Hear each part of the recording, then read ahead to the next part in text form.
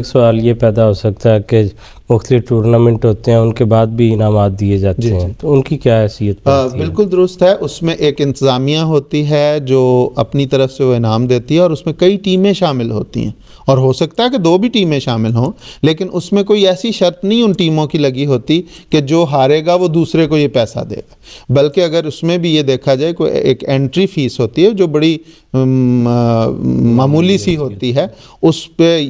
بعض اوقات وہ انعامات، وہ انتظامات و انصرام اس ٹورنامنٹ کے جو ہوتے ہیں وہ پورے نہیں ہوتے، اس لیے انتظامیہ یا کوئی ادارہ اس قسم کے ٹورنامنٹ کا انعقاد کرتا ہے، وہ اپنی طرف سے ایک انعام کے طور پہ دیتا ہے، تو وہ بالکل الگ چیز ہے، لیکن 2 پارٹیوں کا، 2 فریق کا آپس میں اس بات پہ شرط لگانا کہ ہم کھیلتے ہیں، جو جیتے گا وہ دوسرے کو یہ دے گا، یا جو ہارے گا وہ دوسرے کو یہ کھلائے گا، تو یہ ایک ایسی شرط ہے جو بہرحال جوئے کی ہی ایک قسم ہے، جس سے مومن کو بہرحال اجتناب کرنا چاہیے۔ بالکل ٹھیک، بالکل ٹھیک ہے، جزاکم اللہ۔